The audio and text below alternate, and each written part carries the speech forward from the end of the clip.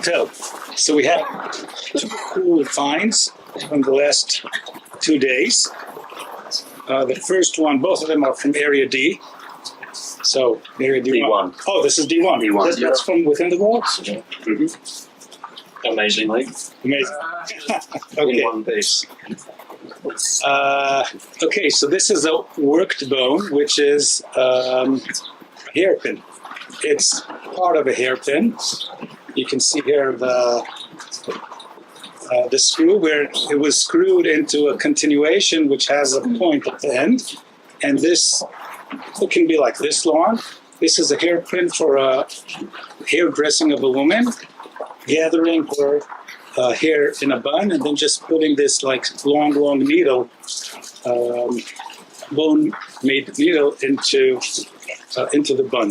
What's interesting about this hairpin, its unique design. I'll pass it later among you, but you can see it's long and it has these carvings on the sides, and then it has like a capital, a rounded capital. This is actually an imitation of an architectural element, which we have quite a few in our dig, which are posts for chancel screens. In churches, ancient churches, also some of the modern churches, the church is divided into two separate areas.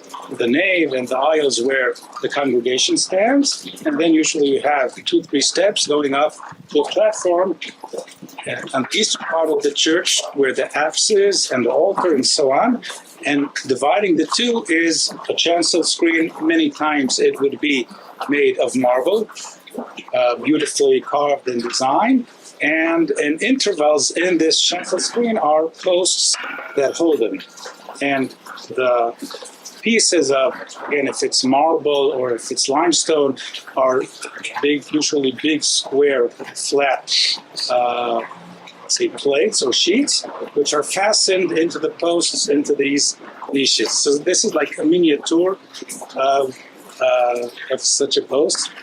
I've never seen something like this. It's really beautiful. And if you Google Byzantine chancel screen, you'll see immediately pictures of these kinds of posts, usually again made of marble. And you can see here the decorations they did, really imitating each and every detail. So this is obviously something with strong Christian symbolism. Not surprising coming out from the Byzantine layer. So that's the first item for today. The second item, this is from Area D, which came just an hour ago, is a roof tile with a stamp. Okay, it's a bit broken on the edge, so next time be more careful. Was that Ella? I was joking. But these are roof tiles of the Roman army. They had a production center where today the main bus station of Jerusalem is, so it's right nearby. And that production center was excavated, and we have lots of waste of that production center where they produced different building materials, such as roof tiles, pipes, parts for bathhouses, and so on from pottery. And many of these pieces were stamped with the stamp of the Legion. The Legion who conquered Jerusalem and then remained sat in Jerusalem and the area for about 2 centuries was the 10th Roman Legion. It's called the Legio Ten Fretensis. That's like of the sea passage. It's a Latin word. And what you can see here, you can see probably the edge of the L for Legion, X for 10, and then FRE, shortage of Fretensis. Okay? Previously, archaeologists thought that whenever you find this is an evidence that you're digging some building of the Roman army, something connected to the Roman army. These days, we're not really sure. It probably was also sold on the market or reused, so it doesn't it's not hard evidence of presence of Roman army, but we have quite a few of them in this area. And at the western edge of the southern wall, near the Davidson Center, Benjamin Mazar excavated two big structures from the 2nd century, from the days that the city became a Roman colonia of veteran soldiers.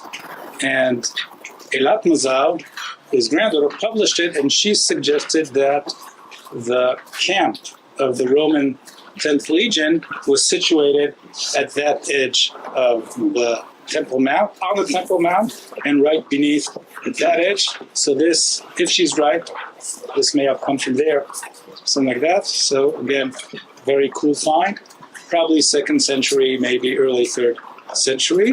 It's interesting because I think we talked about this, but we basically, in all this area, had a gap between the destruction of Jerusalem in the year 70 and then the rebuilding of all the houses we see around, which are Byzantine, mainly late 4th century, 5th, 6th century.